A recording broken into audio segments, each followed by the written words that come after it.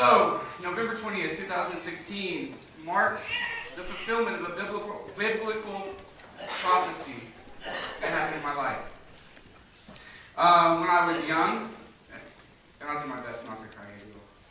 When I was young, I don't remember how old, riding in the back of my grandmother's car, some of you know her, Charlotte Stanridge, probably younger than 10,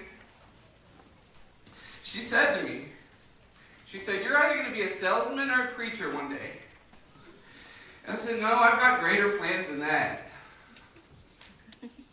10 years ago, the first part happened. I got a job in sales at Dell, and I was like, okay, maybe she was half right. November 20th, 2016, proves she was all the way right. Today we're talking about perseverance, and with my biblical background, my Baptist background, I'll try to get the right words right. I like to have the whole 3 points, and each point has the same letter. So we're talking about planning, perception, and perseverance today. And the things that come to mind as we study the book of James is a quote from Mike Tyson, which is quite interesting, that everyone has a plan until you get punched in the mouth. This is Addison's best friend. We were on a beach in Cocoa Beach, was that where we were? And having a good time, just had witnessed the lifeguard do a Baywatch moment and swim out and rescue someone from a riptide, so it was quite exhilarating. And I'm walking back, and Cassidy's yelling at Addison to drop the turtle. My daughter had picked this turtle up and said, Mommy, look what I have. And we learned, as we got back in the car and let the lifeguards know, they had a bucket of sea turtles that had washed up on the shore. We learned about sea turtles on the way home. When a sea turtle is born, their instinct, their plan, is to go straight to the water, go straight to the ocean. I think it was 3 or 4 miles off coast that is where they stay until they kind of reach a level of adolescence or maturity. And that's considered a safe zone. What they said on the radio was that the turtles will basically just be there, and they'll eat whatever comes by. Whatever food comes by, they'll eat there. So that's their plan. That's what they do. Now we have Hurricane Matthew, other hurricanes that hit the coast of Florida, and that tends to change people's plans. When the hurricane hit and the waves were crazy that day, it was kind of a hectic day at the beach. Hundreds of sea turtles washed back up onto the ocean, onto the beach. Now what the biologist said on the radio is they don't have energy. They don't have energy to swim back out to the safe zone. They don't know what to do when they're not where they're designed to be. And so that's why the lifeguards were gathering them up, trying to rescue them, trying to get them to where they could be safe. But it came to my mind is that everyone has a plan. You know where you're supposed to be, you know what you're supposed to do until something happens. Till worry gets in the way, till hardship comes into our lives. I'm an old man. Okay, let me correct you. I have the mentality of an old man in a slightly less older man's body. Things that I've said in my life, and you can ask my wife, things that I've said in my life, this is probably 5 years ago at this point, newly married guy, told kids to stop playing in my yard. Yeah? Tend to talk a lot more recently about kids these days. Kids these days just don't know. And of course that's transitioned into my favorite kind of topic of complaining millennials. Right? I mean, Steve seems to maybe have some of the relation there, right? Like, there's all kinds of stuff on millennials, and it just fosters this idea. But the one thing that millennials have that I admire is flexibility. If they want to do something, they're going to do it. Right? If I don't want to have a job, I don't want to have a job. If I wanted to go to school, I can go to school. If I want to eat, I can eat. So they've got flexibility. It's something that we tend to say, this is my plan. And this is what I'm going to do. And if that doesn't happen, I'm going to find a different way to do my plan. We are programmed at a very early age to have a plan. And you may say, what are you talking about? But early on, you ask kids, what are you going to be when you grow up? Right? What are you going to be when you grow up? So I have a plan. Young kids, they have the big jobs. You know, I want to be an astronaut, a fireman, a garbage man, the things that they see, right? I want to be a doctor. And then we kind of realize that there's a lot of work there. Then you transition to the glamorous things. What do you want to be when you grow up? Oh, I want to be an NBA star. They make millions of dollars, right? You're on TV. I can play football. A few years past, you realize I'm not physically talented enough to do those things, no matter how much I put the work in. So we keep getting asked these questions. Where are you going to go to school? What are you going to do after you graduate? Have a plan. Progresses on after you finish school. Where's your boyfriend, girlfriend? When are you going to get married? I'm sure a lot of people have been there. When are you going to get married? After you get married, what's the next question? When are you going to have kids? At that point, we tend to lose creativity, because after you have a kid, what's the next question? When are you going to have more kids? When are you going to have more kids? When are you going to have more kids? When are you going to have more kids? And I don't know that it's until the point where you get to that stage in your life where you're past childbearing that it becomes, what are you going to do when you retire? So we always have a plan. I found a couple of sayings. It's one of you heard and one you haven't. One's a Chinese proverb. It says that birds of worry and care fly over your head. This you cannot change. But that they build nests in your hair, this you can prevent. The other one you've probably heard is from Robert Elliott. Rule number 1, don't sweat the small stuff. Rule number 2, it's all small stuff. Okay, so let's look at James chapter 4, verses 13 through 17. And last week, Justin talked about being doers and being justified by your faith and by your actions. James continues on in James chapter 4, verse 13, saying, "Come now, you who say, today or tomorrow we will go into such and such a town and spend a year there and trade and make profit," the plan. "Yet you do not know what tomorrow will bring. What is your life? For you are a mist that appears for a little time and then vanishes. Instead, you ought to say, if the Lord wills it, we will live and do this or that. As it is, you boast in your arrogance. All such boasting is evil. So whoever knows the right thing to do and fails to do it, to him it is a sin."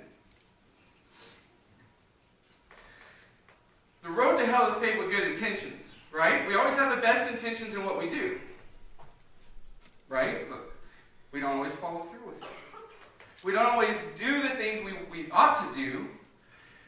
But when we have intentions, that's not necessarily good enough.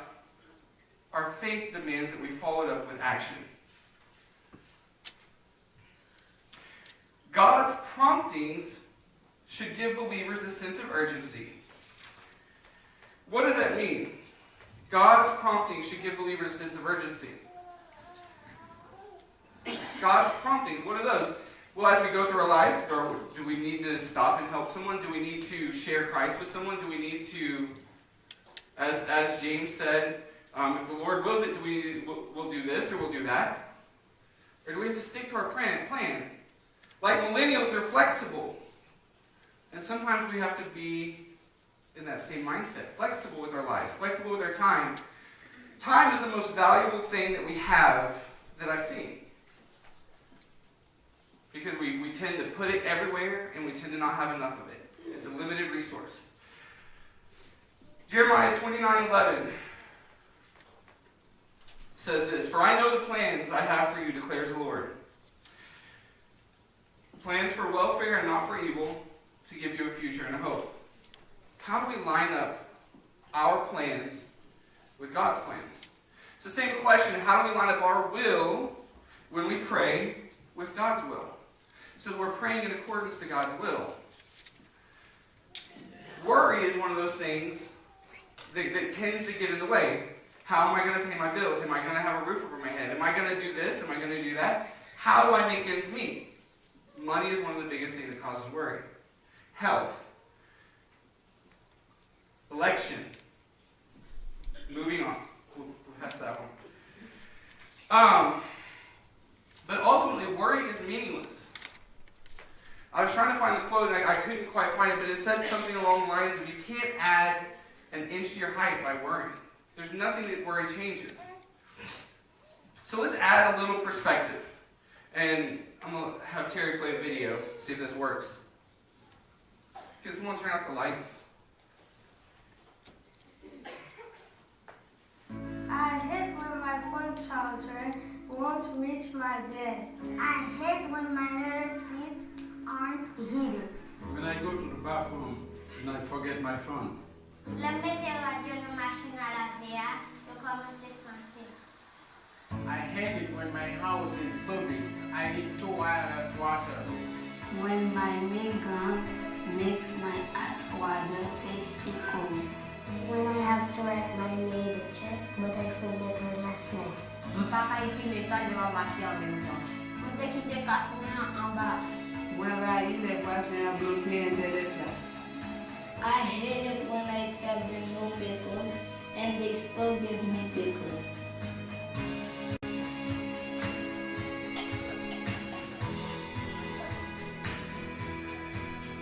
First world problems are not problems. It's something to worry about. And that's tongue-in-cheek. I know we have things that go in our lives. We have health problems. I know that there are issues. But we tend to put a lot of focus on the things that don't matter. We tend to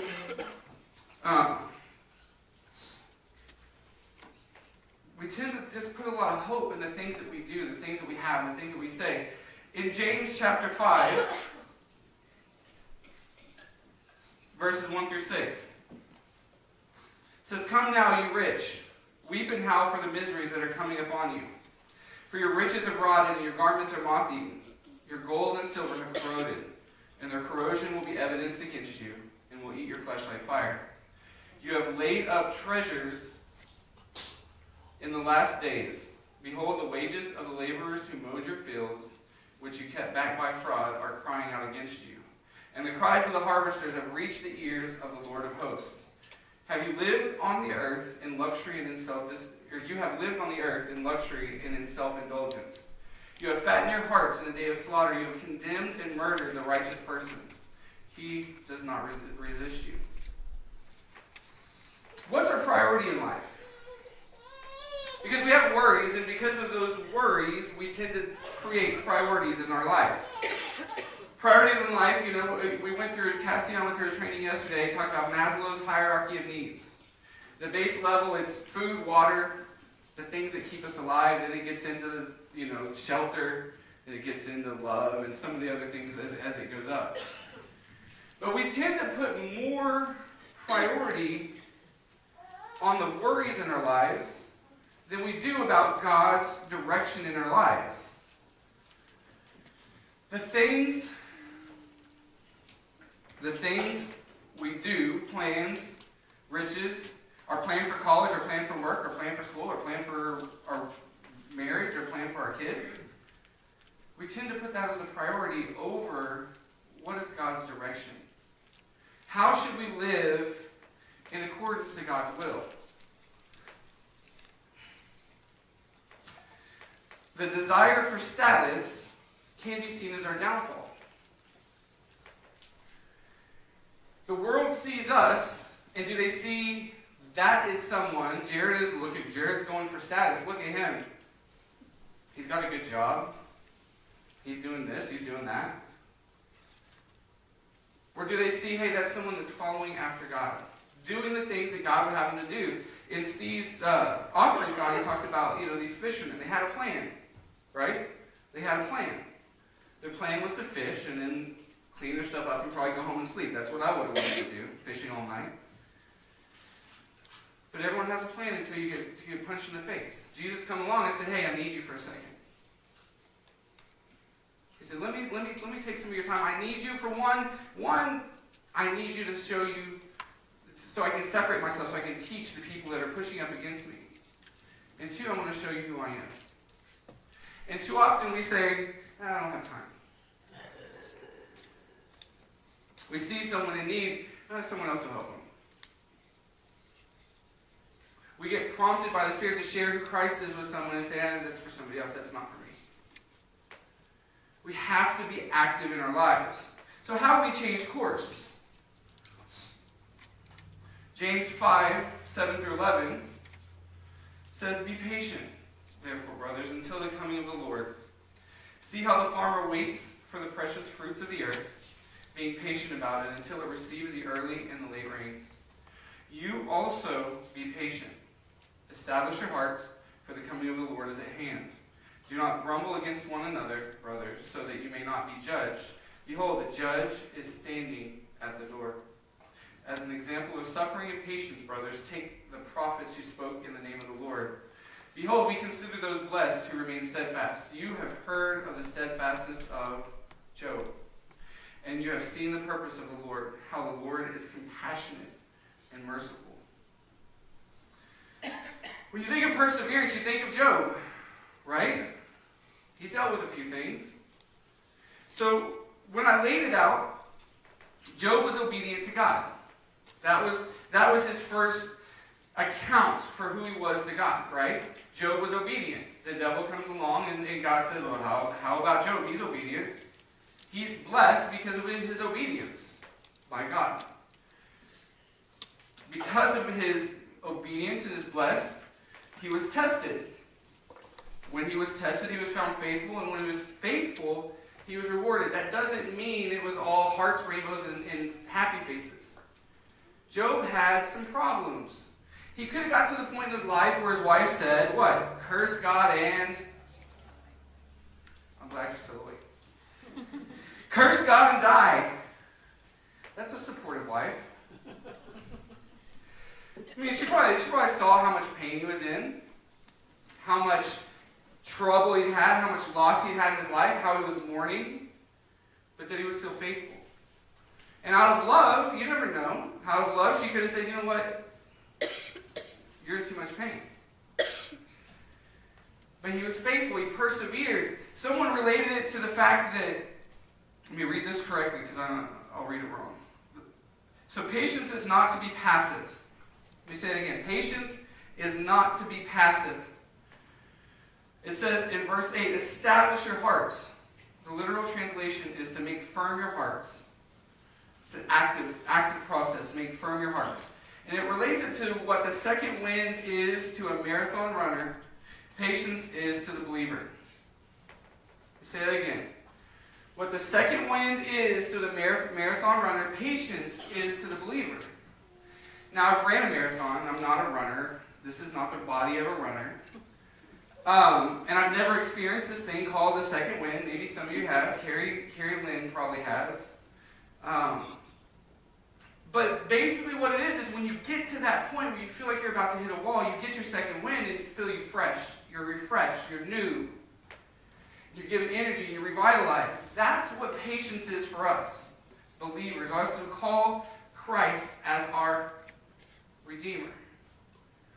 Our patience, our perseverance is an active process to get us there. Now, how do we do that? Living holy lives requires perseverance. What does that mean? Well, I'm just going to sit in my house and persevere. Right? Well, I'm not going to deal with my problems. I'm just going to be patient. I'm going to wait on the Lord. How do we do that? It takes a lot more than just saying you're going to be patient to be patient. God doesn't give us patience. He gives us the opportunity to be patient. Is that stressful? Most often it is. Thank you, brother. That is very stressful. God doesn't give us patience. He doesn't give us the things we ask for. He gives us opportunities to practice those traits. So God doesn't necessarily say, okay, here, Cassidy, here's perseverance, here's patience, good luck, have fun. He gives you opportunities. He lets you watch other people's kids. Right?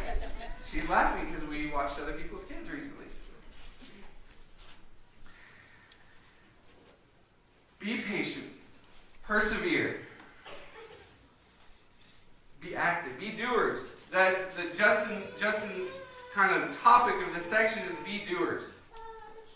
Be active in what you're doing. If we truly evaluate God's will in our lives, God's plan for our lives, are we in line with that? Or are we coming over here and saying, okay, God, I'll intersect you back to the next intersection. Okay, God, I'll intersect you back to the next intersection. I'm going to go over here for a while. I'm going to do my own thing. I'll catch up with you in a little bit when it matters. If we look at that plan, are we aligning ourselves with God's plan? And if we truly evaluate, the Lord is very compassionate and merciful. The Lord was very compassionate and merciful to Job. Doesn't mean he didn't have problems. Doesn't mean he didn't have issues in his life. Even Job's friends were saying, hey man, you're bad off. Good luck. So we got to see the Lord's compassion and mercy in our lives. Do we have the perspective to see it? Do we have the open-mindedness to see it? Are we, and I don't know if this is the right term, but I'm going to use it, millennial Christians, flexible, able to say, hey, if the Lord wills it, let's go do this, let's go do that, let's do the things that we need to do without being so stuck in our plans that we say, okay, I'm going to do this, let me finish this first, God, let me finish what I'm doing, and then I'll do what you ask me to do if I have time. If I have time. Again, time is the most valuable thing in life because we never have enough of it, right? We look at our schedule and we're like, okay, maybe we'll rest in 2018. Rebecca, you're smiling like that's probably you, right? Maybe we'll have a time in our lives where we can sit down and close our eyes. Maybe we'll. But the goal is to line it up with what God has for our lives. What God's will and God's plan and God's purpose in our lives would be. I was reading through the Bible, and some of us are still doing the through the Bible in a year. And recently came across 2 Thessalonians chapter 3, verse 5. And this is my prayer for all of us. This is Paul in his second letter to the Thessalonians. And it says, now may the Lord direct your hearts into the love of God and into the patience of Christ. Let's pray.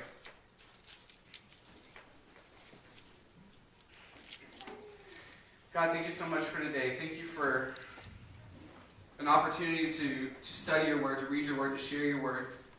Just pray that it doesn't come back void, that it does what it needs to do, and that you find us faithful to be obedient to your direction, your will in our lives, and you allow us to be patient to see your glory and your wonder.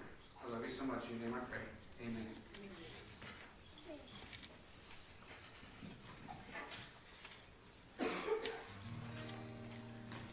Y'all will stand if you have any desire, if the Lord is touching you, surrender yourself to His will.